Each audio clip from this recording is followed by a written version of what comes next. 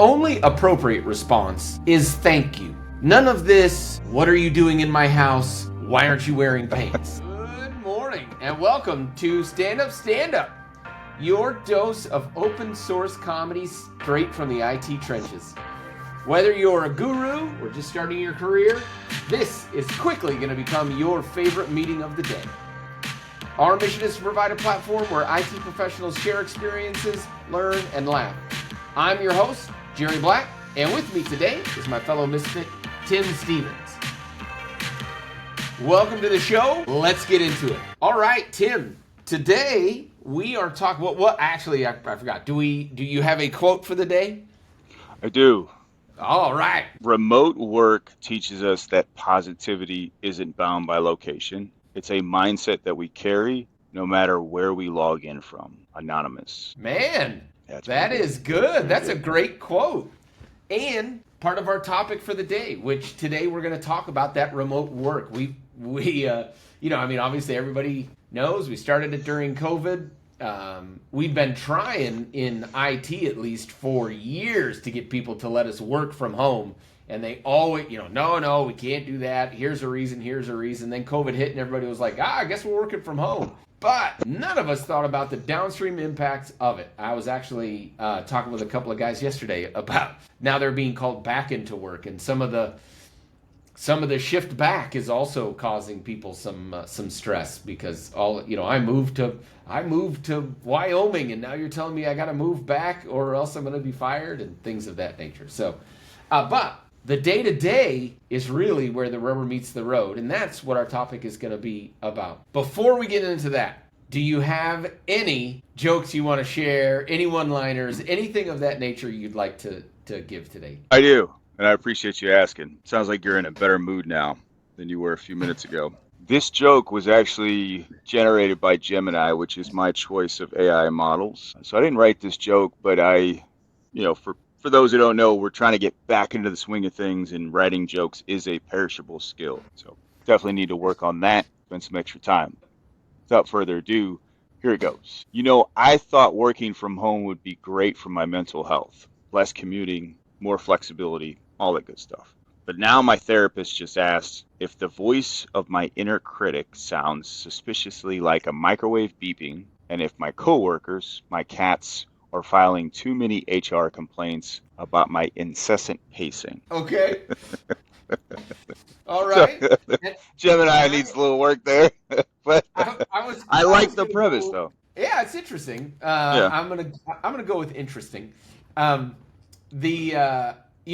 Listen, if I solve a technical problem for you, if I close a ticket that you opened on your, laptop, your phone, a problem you're having, the only appropriate response is thank you. None of this, what are you doing in my house? Why aren't you wearing pants? A little bit of a repurposed joke there from some of the other, there's a lot of ones like that. But anyways, a lot of versions out there. Yeah. So great.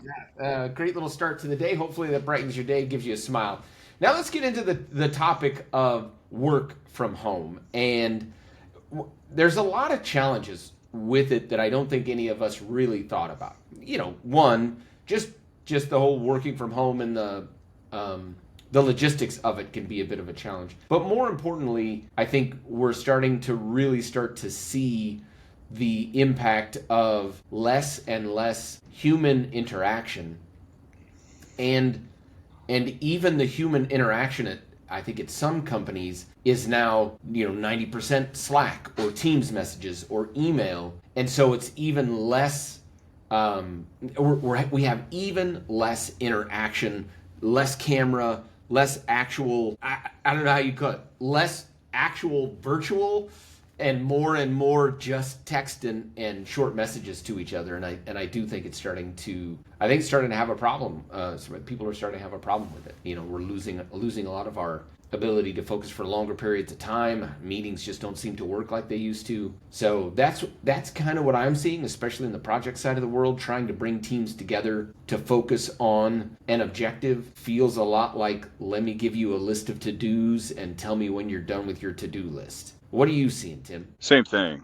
Yeah, a lot of what we do and how we do it on our day-to-day is very quick, very rapid, a lot of brevity. And I think it's a result of us using these collaboration tools like Slack and like Teams, where instead of responding with a simple understood, thank you, I'll get back to you, you may just give a thumbs up or 100% or some silly emoji. So that's become the norm. Yeah. And then you start to see that same kind of theme in emails and, you know, um, messages coming across very short, very abbreviated, and it just takes away from your communication skills. And I also think that when you couple that with, now most of us are using AI, we're using Gemini and ChatGPT and Copilot, where we're able to take an update that's just scrambled and has, kind of littered with grammatical errors and sometimes doesn't even make sense. Throw it into a model and then it produces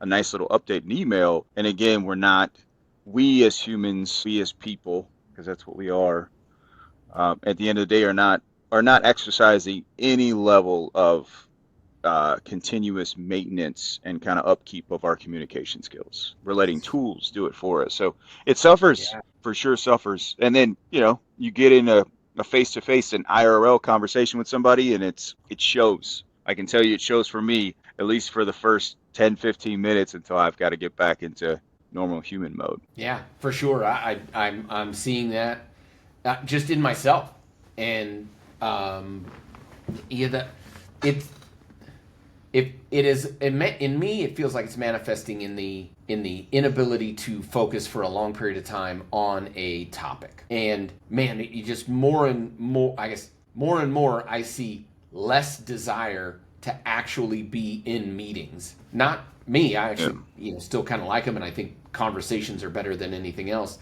But other people, you can just tell. Like you get into a 30-minute meeting, and at the end of the 30, I mean, people are just jonesing to get off that meeting. Yeah, yeah. They don't They've want to tuned be out. there. And Right. it's like, what are we here for? Now, what I'm also seeing is companies that have mandated a come back to the office, even in a situation where maybe I'm remote to that office, but they are in the office, and it's sort of the, hey, you've got to get back in the office kind of thing. Almost immediately back into the, oh, it's kind of normal, and yeah, let's get on the call, and yeah, turn your camera on, and let's hang out, and everybody kind of talks, and there isn't really that we've got to get off the phone feel. But any company Right. that is still in that remote world, I can see the stark difference in customers that I work with and people that I talk to, where you can almost gauge. So are you? You must not be back in the office yet. Oh no, we're not back in the office yet. Yeah, I can You kind of could just tell. tell. Just Yeah, kind of tell. Yeah. yeah, it's Yeah. interesting. It is interesting. And it kind of go into the mental health piece of it because I'm Sure. always I'm fascinated about mental health, and I focus on that and I preach that to my kids and so forth, and I try to practice best practices myself. But I read a study, one of the major universities put out, is the anxiety of people has actually increased 20 to 22% in the I believe last that. 4 years for people working from home, which, they run to medication and other, natural therapies as well to try to treat and manage. And the reason why is, one of the reasons is, when I send you an email, Jerry, and you don't respond in 24 hours or 36 hours or 48, my mind begins to wonder as to, do I still have a Mhm. job? Do people still care about what I have to say? Am I still relevant? Do people hear me? Do they value what I have to bring? Am I important enough for people to respond? And then your mind begins to start to wrestle with some of the potential scenarios of what may be going on as to why you're not responding to my email, which I thought was interesting because I've sent emails to people pretty critical that have been well written by me and not by some tool, and sent messages, and in some cases some of these tools will show you if they've actually seen the message, like Teams is really good about that, and I don't get a response. So then my mind starts to wonder, why aren't they responding? What is it? Come on, give me something. So it makes sense, and that's just one of example of what's driving kind of the anxiety of you getting up, do I still have a job today? And I have no way to kind of gauge it on a social level because I'm not face to face with Jerry. I can't read his body language. I can't Right. pick up some cues. I can't read the room because there is no room, like except for a Slack channel or a Teams Well, chat.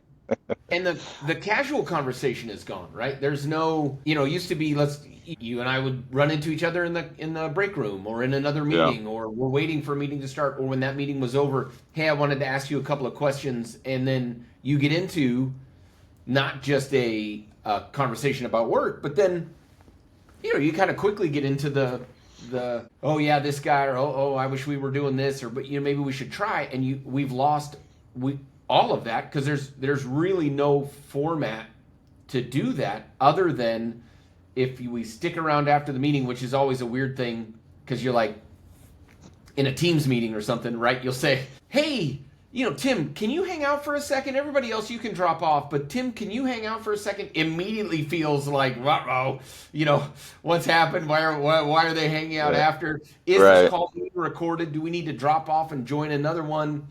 And then, there's the what are we going to talk about kind of thing. Hey, I just wanted, and it literally, if I said, hey, I just wanted to have a real quick casual conversation with you about how things are going, it's almost like, why are we doing this? Why are we spending time doing this? We really should be focused on getting work done, and we lose that human contact and connection that is so important for work and for work to go well. We just lose it, and so my suggestion is, and what I have done in recent meetings where the teams are completely virtual, is literally asking people to stick around after the call and then just having a casual conversation with them and saying, look, I just wanted to get your opinion on, hey, this person seemed like they were frustrated in the meeting. Do you have a minute? I just wanted to get your take on that person. Or, hey, I know it's been frustrating lately. Do you have a minute? We can just talk about a couple of things and then go into a natural conversation. And it has helped me feel like I was more connected to the work and connected to the people in the work. It's been really, really nice to get back into that a little bit and have that human connection again. Is there any concern at all ever with you when you're having these casual conversations with people after a meeting and you're using a tool that's hosted by the company you're working for? Again, Slack, Teams, WebEx, whatever. And you feel like you can't have those casual conversations, even though they're innocent, because you're afraid, one, you're being recorded somehow or transcripted. And you ever go through that, or ever kind of in the back of your mind, like, and you also think the person you're talking to won't kind of let down their guard because they also think, okay, yeah, it's just Jerry and I, but we're using the company's tool, right? To talk about 100% stuff that's not work related. I do worry about that as a project manager. A lot of time I control that, at least from the tool perspective. Now, you and I both know there's a lot of tools out there now that are push a button and it'll record this conversation for me and turn it into a transcript. So do I worry about that? A little, certainly from if it's a Teams meeting and we're having a professional conversation in the Teams meeting and it's being recorded because we're talking about a project or something. At the end of it, hey, I wanted to have a casual conversation with you. Well, I'm going to stop. I'm either, as the project manager, in control of it, and I'm going to stop it recording so at least I know that it stopped. Or if some of these, they don't really lend themselves to that, like you kind of have to leave the meeting in order for the recording to stop if you've started it. And so I will just say, hey, let me give you a call real quick. I just wanted to have a quick conversation with you. And, can I get, what's the best way to get in touch with you real quick? Maybe we could just set another meeting. But it is like another hurdle then to, well, what are we going to talk about, right?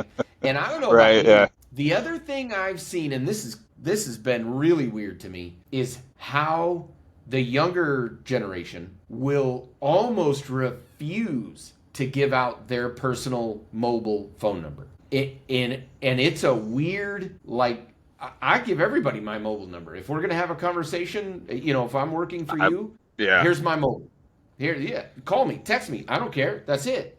I was hesitant about that before we were doing this work from home, before COVID. Now I don't care. But to be honest with you, nobody calls me. I mean, I'm in a different world. I'm an engineer. I'm not a project manager, but nobody calls. And I think that's maybe the reason that you're bringing it up is because if they call me now, I have their number. But even if I have your, Yeah, I'm oh not yeah. going to I call mean, you, right? I'm going to go to they're the collaboration tool. But yeah, it's a weird passive aggressive, like, hey, here's my phone number, everybody. If you need me, as project manager on this, kind of yeah, 24 hours a day, happy to answer questions, concerns. If we need to escalate something, let me know. And then there's this sort of stunned silence of no one else offering their information.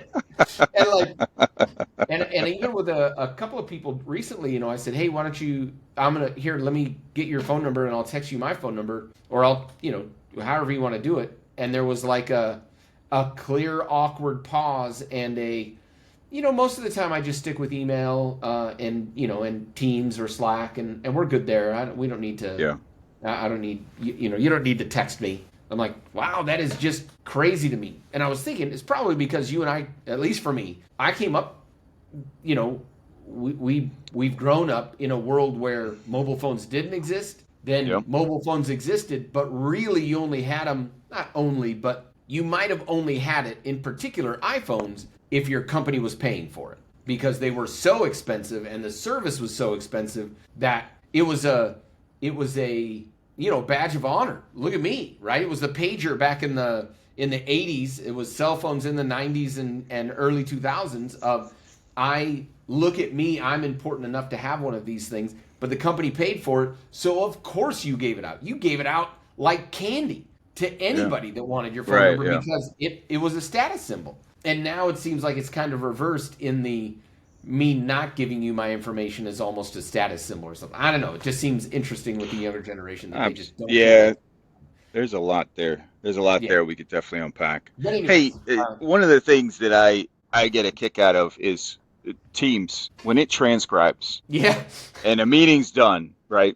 You go into the chat of that Yeah. meeting and it'll give you kind of a snippet of it'll give you kind of it will give you a still image, a clip of the video. That's the first thing. The other thing that I think is really cool, uh, and a good kind of feature to explore, which you need to be careful about, but it could be funny, is the mentions. So if I'm in a Teams meeting that's being recorded and transcribed, and I mention your name, and you're in the meeting, or at least in the invite, when the meeting's done, you'll go back. Let's say you missed the meeting. You go back to the chat box for that meeting, and you'll see that you've been mentioned 2 times, 3 times, right? Oh, So my thoughts are kind of diabolical.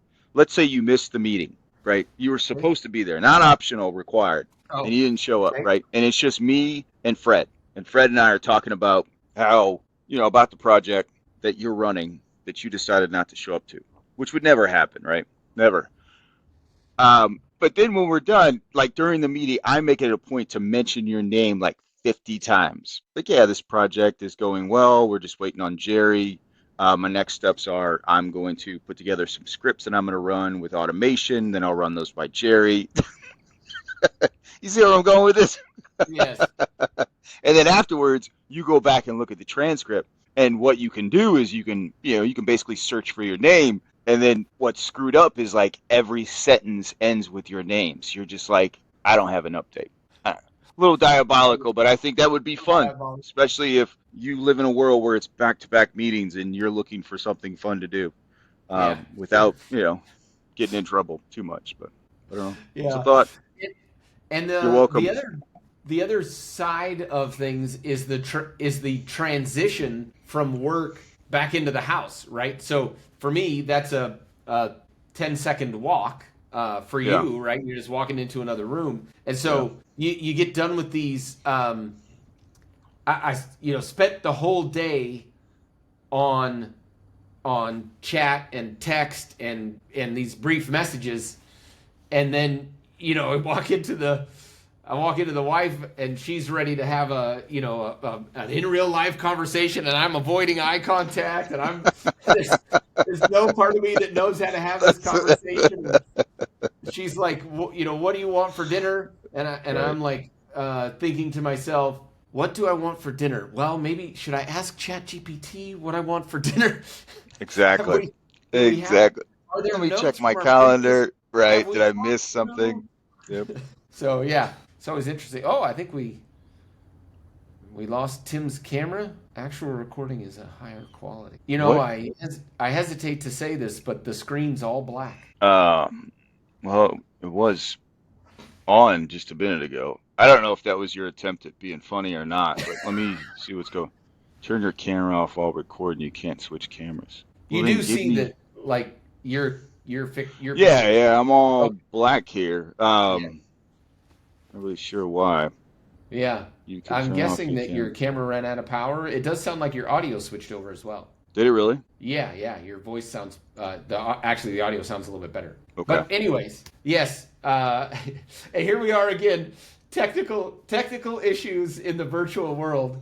Sort of somewhat apropos, Tim, that we ended up Oh my goodness. with a camera issue. What? Okay, I'm gonna try something, Jerry. Here's the thought.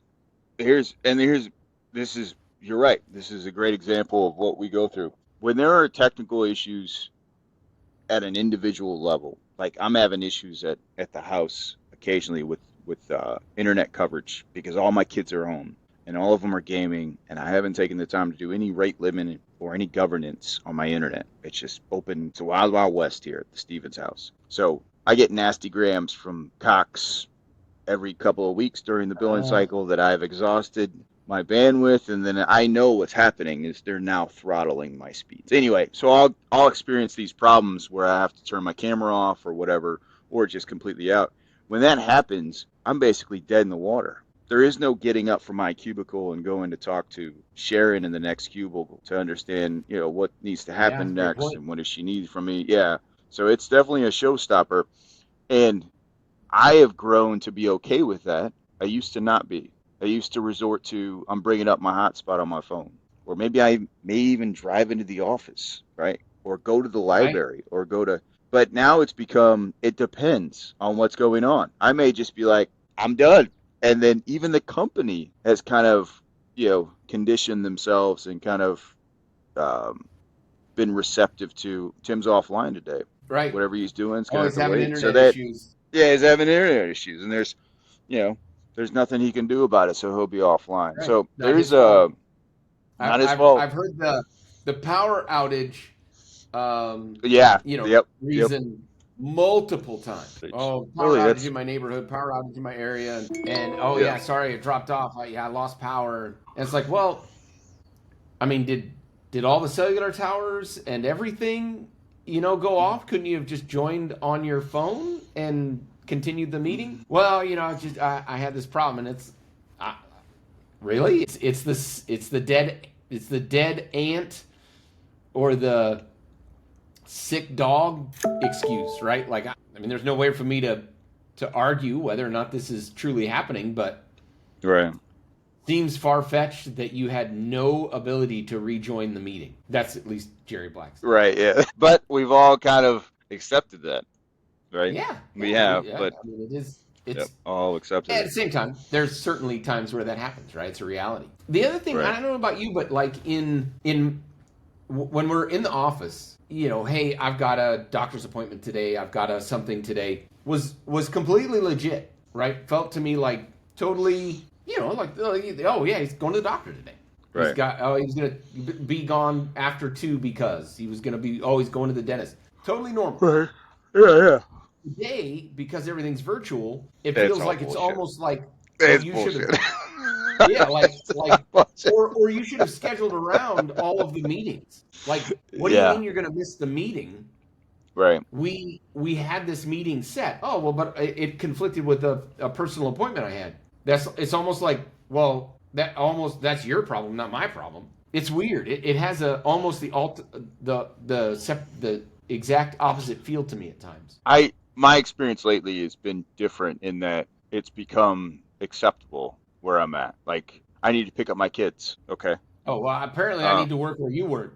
yeah, you need to be where I'm at. And it's acceptable, which I think is great for the culture in a It sense is. that, okay, everybody feels like they can have that work-life balance. I'm a single dad.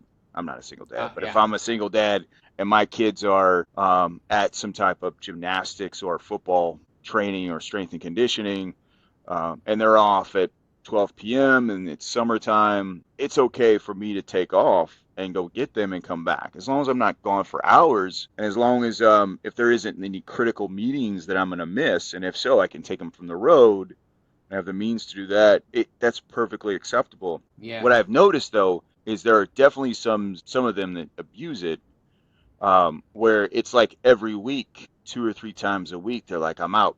I got to go pick up my kids. I got to get my dad from the airport. And it's just like, Well, and to me, it feels like I'm going to take this call from the road. There's nobody even questions that. Yeah, go for it. I mean, what's the difference? You're taking it from your car, you're taking it from your house, right. or whatever. Yeah. I'm not going to make the meeting because is where it feels to me like people go, almost like, okay.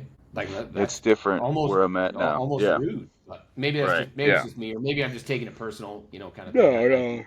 No. Hey, well, I think that's probably a good place to stop because Tim is yawning and he's already had one tech issue for the day, and he is a network engineer and yet still struggles with making his camera work. So, Tim, I think we probably should have a conversation after this call where we can maybe talk through a few of those things.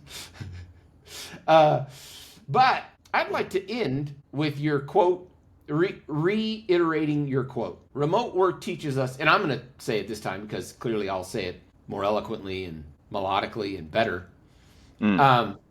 Just, sort of straight up better. Okay, whatever. Just say it already. And his camera's gone. Remote work teaches us that positivity isn't bound by location. It's a mindset that we carry no matter where we log in from. I really do think that's great. And, I'm really a positive person and always look for the positive in things. And I think that is a great way to end today. I want to say thank you very much for my fellow misfit, Tim Stevens. Without him, this wouldn't be happening at all, camera or not. Thank you all for joining us today. I hope you enjoyed it. Have a great day.